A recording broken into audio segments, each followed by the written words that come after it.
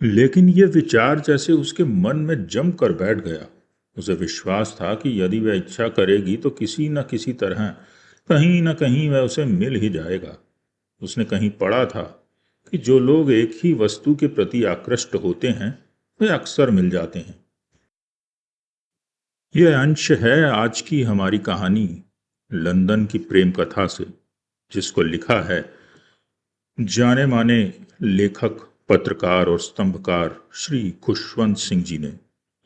खुशवंत सिंह जी की कहानियां कहीं व्यंग्यपूर्ण हैं तो कहीं समाज के ठेकेदारों का पर्दाफाश करते हुए उनके सत्य को उजागर करती हैं, तो कहीं अपनी मार्मिकता से दिल को छू भी लेती हैं।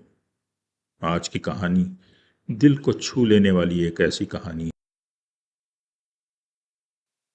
है। आइए सुनते हैं लंदन की प्रेम कथा।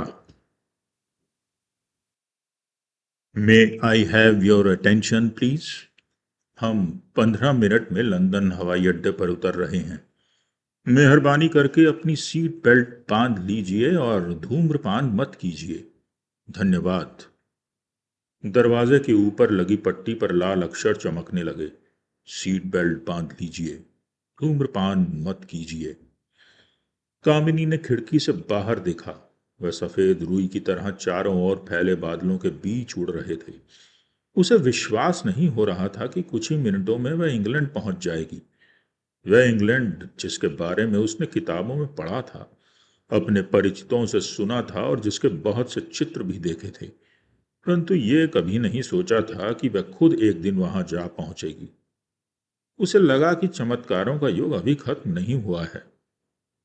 महीने भर तक अपनी छात्रवृत्ति के फैसले का बेसब्री से इंतजार करके, फिर पासपोर्ट, वीजा और फॉरेन एक्सचेंज, इनकम टैक्स वगैरह की मुश्किलों से गुजर कर तथा स्वास्थ्य संबंधी सर्टिफिकेट प्राप्त करके अब वह वास्तव में लंदन की भूमि पर पैर रखने जा रही थी। आपकी seat belt madam, air hostess ने धीरे से कहा। अरे हाँ, सॉरी। कामिनी बुदबुदाई और बेल्ट कमर से बांध ली। वह सोच रही थी कि यहां पता नहीं कैसे बीतेगी। उसने जो कुछ पढ़ा और सुना था उसके अनुसार इंग्लैंड सुंदर देश था, परंतु यहाँ के लोगों के बारे में उसे संदेह था। इनके कारण उसके परिवार ने बहुत कुछ झेला था। सत्याग्रह के जमाने में उसके पिता तथा भाइयों को जेलों में रहना पड़ा था और वहां उन्हें मारा पीटा भी गया था। उसे खुद, जब वह यूनिवर्सिटी की पहले साल में ही थी, 7 दिन के लिए जेल की हवा खानी पड़ी थी। वह कभी किसी अंग्रेज से नहीं मिली थी, सिवाय उस मजिस्ट्रेट के जिसने उसे सजा दी थी। रॉबर्ट स्मिथ नाम था उसका, परंतु क्या इसे मुलाकात कहा भी जा सकता था? वह एक अद्भुत घटना थी। वह उसके बारे में सोचने लगी। सन 1942 के भारत छोड़ो आंदोलन का जमाना था। कॉलेज की कुछ लड़कियों ने मिलकर सड़कों पर जुलूस निकाला था, देशभक्ति के गाने गाए थे और जब कभी कोई अंग्रेज दिखाई देता, भारत छोड़ो के नारे लगाते। पुलिस ने उन्हें गिरफ्तार कर लिया।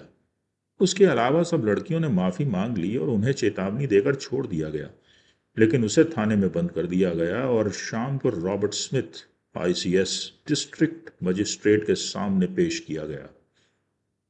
कामिनी को वह दृश्य अच्छी तरह याद है। बरसातों के दिन थे।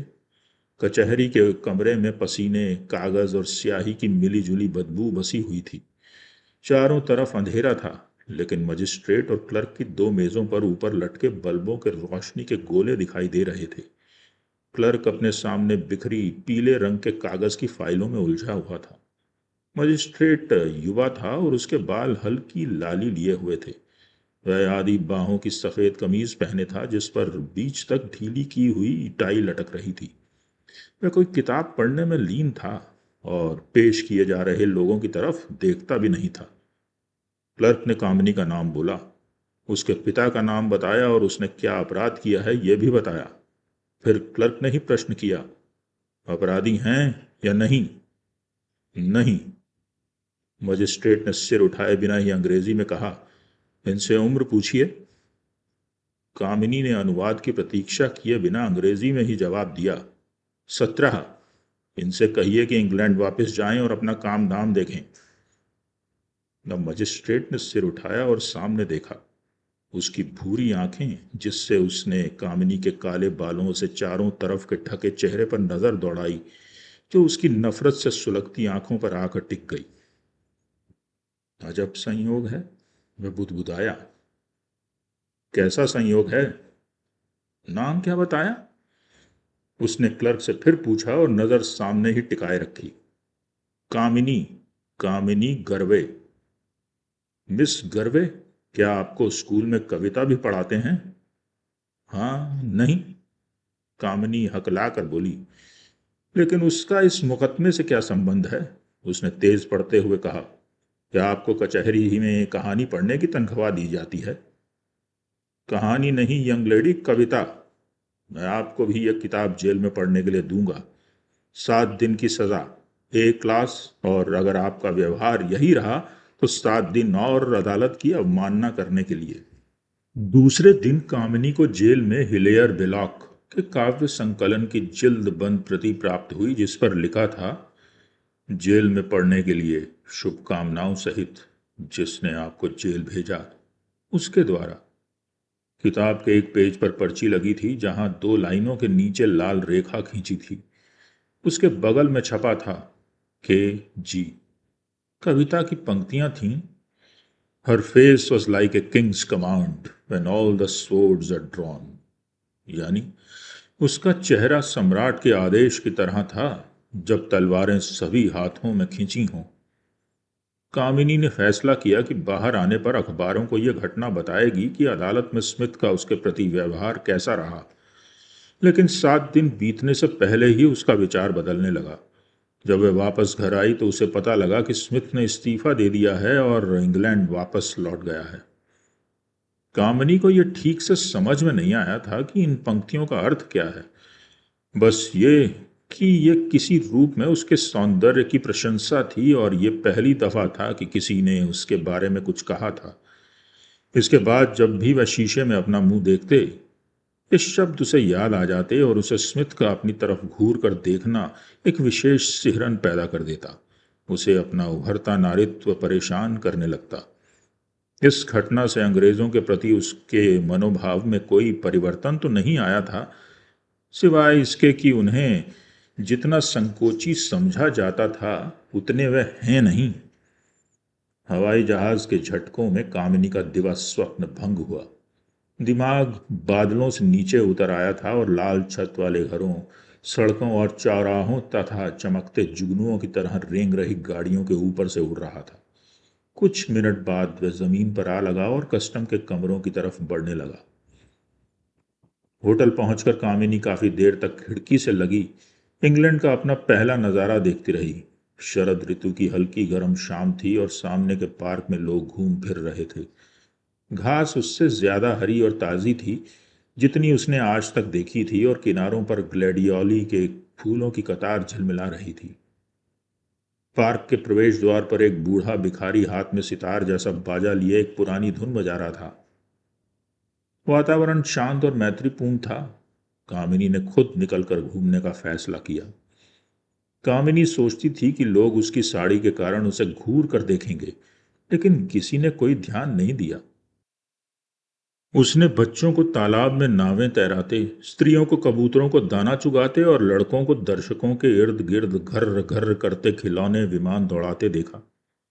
लड़के लड़कियां इधर उधर आराम से लेटे दुनिया की चिंता से मुक्त गपशप कर रहे थे। कई जगह लोग छोटी छोटी भीड़ों के सामने खड़े भाषण कर रहे थे और सवालों के जवाब दे रहे थे। जब वह होटल वापस लौटने लगी तो उसे अचानक एक अकेलेपन ने आ घेरा। उसे एहसास हुआ कि आज उसकी जिंदगी का शायद ये पहला दिन था जब किसी ने उससे कोई बात ही नहीं की थी।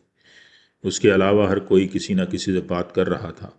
वह खुद अपने से पूछने लगी कि ऐसे मित्रहीन देश में क्यों आ गई है। आने वाले दिनों में भी उसे अपने इस प्रश्न का कोई उत्तर नहीं मिला। बहुत जल्द उसकी जिंदगी एक क्रम में बंध गई, जिसमें 1 डेढ़ पेंस के टिकट पर बस यात्रा करके अंडरग्राउंड स्टेशन पहुंचना, वहां से ठसाठस भरी ट्यूब ट्रेन में लटकन पकड़कर आधा घंटा सफर करके लेक्चर सुनना, कैफेटेरिया में लंच लेना, फिर और लेक्चर सुनना, और फिर एक बार लटकने थाम कर ट्यूब ट्रेन और बस से घर वापस आना, अगर होटल को घर कहा जा सके तो। जहाँ साधारण दुआ सलाम के अलावा कोई और बात नहीं की जाती थी। ज़रूरी बातें भी धीरे धीरे और फुसफुसा कर की जाती हैं, और जहाँ मरघट का सन्नाटा चारों ओर पसरा होता है, जिसे अखबारों की खड़क ही कभी कभी भंग करती है। भारत छोड़ने के समय से कामिनी के मन में ये उम्मीद थी कि हो सकता है कभी स्मिथ से कहीं वह टकरा जाए। हालांकि वह जानती थी कि यह मूर्खता की बात है, क्योंकि वह अफ्रीका या अमेरिका कहीं भी रह सकता था। अगर वह इंग्लैंड में भी होता तो 80 लाख की आबादी वाले लंदन शहर में, जहाँ बड़ी बड़ी भीड़ें हर जगह से गुजरती रहती हैं, उससे मिलने की संभावना बहुत सही नहीं थी। अगर वह मिल भी जाता तो क्या वह उसे पहचान लेता? वह उससे क्या कहती या वही क्या कहता? उसने टेलीफोन की डायरेक्टरी में उसका नाम देखा, लेकिन स्मिथ नाम के लोगों से पन्ने पर पन्ने भरे हुए थे। आर अक्षर लगे स्मिथ भी ढेर सारे थे। अगर वह सही नाम पाकर फोन करती तो क्या बताती कि उसने फोन क्यों किया है? लेकिन यह विचार जैसे उसके मन में जमकर बैठ गया। उसे विश्वास था कि यदि वह इच्छा करेगी तो किसी न किसी तरह, कहीं न कहीं वह उसे मिल ही जाएगा। उसने कहीं पढ़ा था कि जो लोग एक ही वस्तु के प्रति आकृष्ट होते हैं वे अक्सर मिल जाते हैं। उसने अपने दिमाग में इस भेंट की रूपरेखा भी खींच ली थी। वह अपना हैट हाथ में लेकर कहेगा, मिस गर्वे, क्या आप मुझे पहचान रही हैं? मेरा ख्याल है आप मिस्टर स्मिथ हैं। अरे हाँ, एक दफ़ा मिले ज़रूर थे। हालांकि वह मुलाकात सही नहीं थी। खैर, कैसे हैं आप मिस्टर स्मिथ? और इस तरह बात आगे बढ़ती। पॉलिटेक्निक का कोर्स खत्म होने को आया और न कामिनी की इच्छा शक्ति ने और न संयोग ने दोनों को मिलने का अवसर दिया। एक दिन हमेशा की तरह उसने ट्यूब स्टेशन के लिए बस पकड़ी। जब वह दूसरे सिरे पर अंडरग्राउंड से बाहर निकली और दूसरी बस पकड़ने के लिए आगे बढ़ी तो उसने देखा कि चारों तरफ बड़ी भीड़ है और यातायात रोक दिया गया है। थोड़ी दूर से उसे बैक पाइपों और बड़े बड़े ड्रमों की सैनिक धुन सुनाई देने लगी। हाथ में लिया अखबार खोलकर देखा तो पता चला कि किसी अतिथि के साथ महारानी वहां से गुजरने वाली हैं। वह भी लेक्चर छोड़कर भीड़ में शामिल हो गई। बाजे बजाते सैनिक उसके सामने से गुजरने लगे। उनके पीछे गार्डों के दल बहुत धीरे धीरे शाही शान से आगे बढ़ते नजर आए। विभिन्न वेशभूषाओं में चमकते चमकते कोट पहने और हाथों में राइफलें लिए और भाले आसमान में उठाए सैनिकों की कतारों ने जैसे एक नया समा बांध दिया। गार्ड उसी के सामने आकर रुक गए और सड़क के दोनों ओर लाइन लगाकर खड़े हो गए। इनके पीछे महारानी का सोने का रथ सामने आया, जिसे एक दर्जन काले रंग के घोड़े खींच रहे थे। महारानी अपने शाही अतिथि के साथ भीड़ की तरफ हाथ हिलाते आगे बढ़ गई। जुलूस समाप्त होते ही लोग इधर उधर भागने लगे, लेकिन कामिनी मंत्र मुग्ध की तरह अपनी जगह पर खड़ी रही। दफ्तर जा रहे लोग उसे धक्का देते आगे बढ़े जा रहे थे। सिर्फ कामिनी के पीछे खड़ी औरत वहां से नहीं हिली। वह आंखों पर हाथ लगाए सुबक सुबक कर रो रही थी। कामिनी ने मुड़कर उसकी ओर नजर डाली तो देखा कि वह अपने हैंड बैग से रुमाल निकालकर आंखें पोंछ रही है। कामिनी को देखकर वह झिझकी और बोली, जब इस तरह सैनिक और जुलूस निकलते हैं तब मैं बर्दाश्त नहीं कर पाती, एकदम भावुक हो उठती हूँ। आप ठीक कहती हैं, मैं भी द्रवित हो उठती हूँ। इस तरह के सैनिक कितने अच्छे लगते हैं। आपका ये कहना आश्चर्यजनक है। मेरा मित्र कहता था कि सुंदर स्त्री तलवार उठाए हजारों सैनिकों की तरह लगती है। दरअसल वह ये बात अक्सर कहता था। वह इंडिया में रहा था और उसे चाहता भी था। कामिनी को लगा जैसे उसके पैर अपनी जगह पर जकड़ गए हों। वह औरत फिर रुमाल से आंसू पोंछ रही थी। आपके मित्र अब कहाँ हैं? वह जानती थी कि इस तरह किसी अजनबी से यह सवाल पूछना सही नहीं है, लेकिन वह अपने को रोक नहीं पाई। औरत ने आंसुओं से भरा चेहरा उठाकर कहा, वह युद्ध में मारा गया।